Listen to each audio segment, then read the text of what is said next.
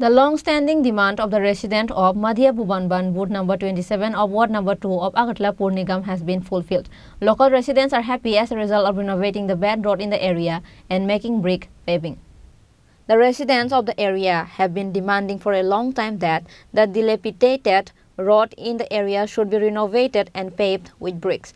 During the previous left-front government, the locals have made many demands, but nothing worked. Residents had to travel through bad roads. Due to this, the local residents had to suffer. However, the long-standing demand of the residents of Madhya Bhubanban, booth number 27 of ward number 2 of Agartala Pur Nigam has been fulfilled. The present Agartala Pur Nigam finally took the initiative to break the road, respecting the demands of the local residents. As usual, the road work started. At present, the work of paving the road has been completed. Local residents are happy as a result of renovating the bad road in the area and making brick paving. The residents of the area faced the media and thanked the current state government, the state chief minister, the Agartala Pur Corporation and the corporation of the area. আমি আজকে এলাকাবাসীর সহযোগিতায় এলাকাবাসীর সাহায্যে আজকে আমি সত্যিই খুব খুশি।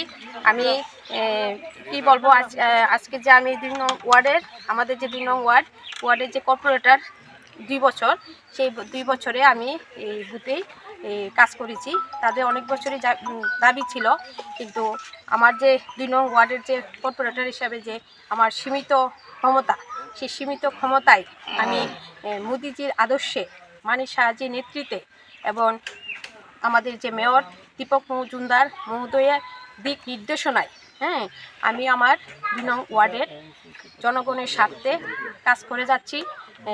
আমার আমি দীপক মজুমদারকে এবং মানিক সাহাজি এবং আমাদের মোদিজিকে অসংখ্য ধন্যবাদ জানাই যে ওরা যে আমাদের 2 নং ওয়ার্ডের যে একটা বিশাল দায়িত্ব দিয়েছে, সেই দায়িত্বটা যাতে আমি যতটুকু আমার নিঃশ্বাস আছে ততটুকু আমি এলাকার স্বার্থে অনেক এগিয়ে যাওয়ার চেষ্টা করছি।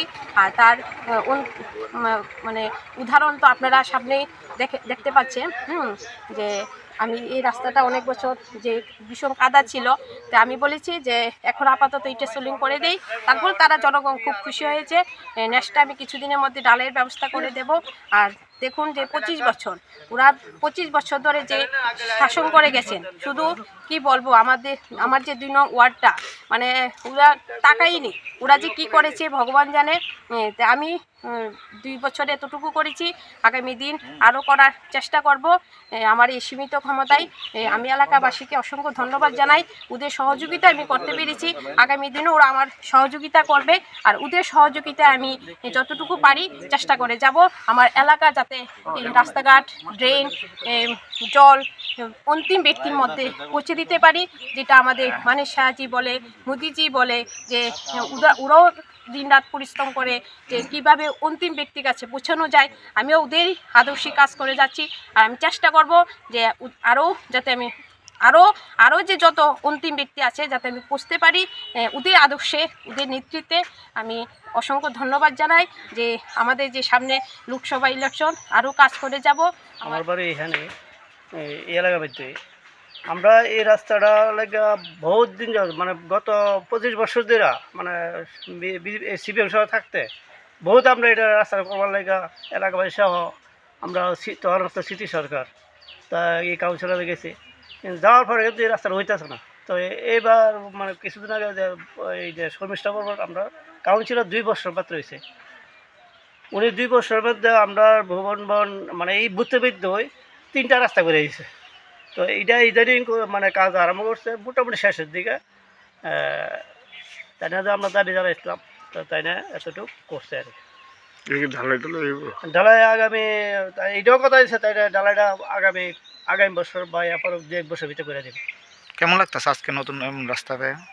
হ্যাঁ, এই রাস্তাটা পাই আপনার কেমন লাগতেছে? আর এই রাস্তা পাই যে আমরা যে কত সুবিধা, যে আমরা সাইকেল নিয়ে যেতে পারতাম না, খালি পায়ে হাঁটতে যেতে পারতাম না। বৃষ্টি হইলে মাড়ি ভাঙ্গা লুঙ্গা যেতে গা, তো ওখানে তো মানুষের সবাই আমরা হাঁটতে পারবো, এতে কোনো অসুবিধা হতো না। বাইকটা এরকম কি গাড়ি ঢুকতে পারবো। Reported by Amit from Agartala, Chini Khorang.